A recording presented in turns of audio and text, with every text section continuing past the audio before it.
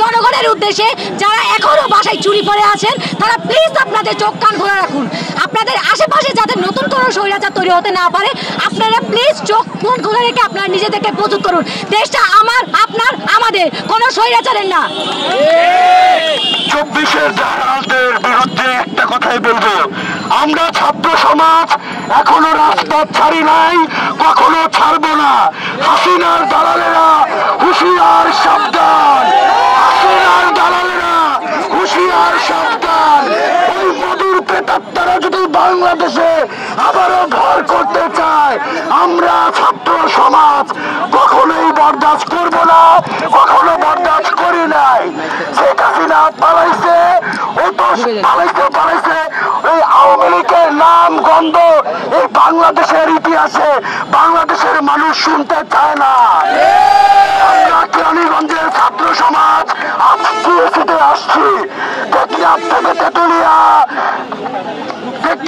তেতুলিয়া, রূপসা থেকে পাটুলিয়া, যেখানেই থাকবে অন্যায় সেখানেই আমরা ছাত্র সমাজ প্রতিবাদ করে তুলব।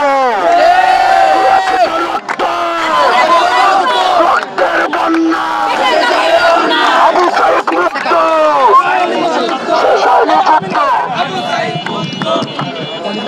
সরকার ছিল সেটা হয়েছে, তার মধ্যে সেই পতনের 1 মাস পূর্ণ হয়েছে এবং আজকে সেই উপলক্ষে শহীদ মার্চের আয়োজন করা হয়েছে এবং আমাদের যে ভাইরা শহীদ হয়েছে তাদের রক্তের বিনিময়ে আমরা যে স্বাধীনতা অর্জন করেছি, 24-এর স্বাধীনতা, আমরা সেটি যথাযথভাবে তাদের মূল্যায়ন করবো এবং ধরে রাখবো, সেটাই প্রত্যাশা।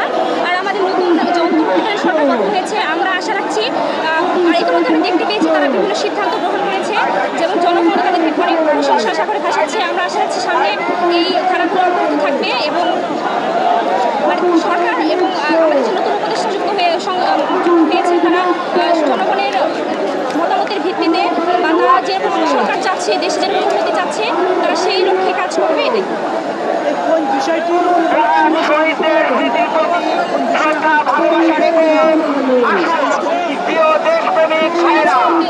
এটাই আগে সরাসরি সরকার ছিল দেশটা মূলত সংস্কার করা দরকার। তবে বেশ কিছু দিক আছে, যেমন আমাদের শিক্ষার ক্ষেত্রটা, এটা আমি যেহেতু স্টুডেন্ট, তো আমি অবশ্যই চাইবো যে আমাদের শিক্ষার ক্ষেত্রটা এটা একটা সংস্কার হোক এবং আপাতত এখনো হচ্ছে।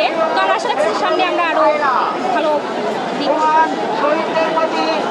তাদের স্মৃতির প্রতি শ্রদ্ধা ভালোবাসা রেখে আসুন আমরা আজকে শহীদ মার্চ পালিত হচ্ছে। আমরা যে গত 5 আগস্ট আমরা যে স্বৈরাচারী সরকারের পতনের মধ্য দিয়ে আমরা 24-এ নতুন স্বাধীনতা অর্জন করেছি, স্বৈরাচারী সরকারের পতন হয়েছে, তো এই উপলক্ষে মূলত আজকে শহীদ মার্চের আয়োজন করা হয়েছে। আর আমাদের যে ভাইয়েরা যাদের রক্তের বিনিময়ে এই আমরা এই স্বাধীনতা উপভোগ করতে পারছি তাদের প্রতি আমাদের এবং আমরা যতটা পারি তাদের পাশে থাকার চেষ্টা করব।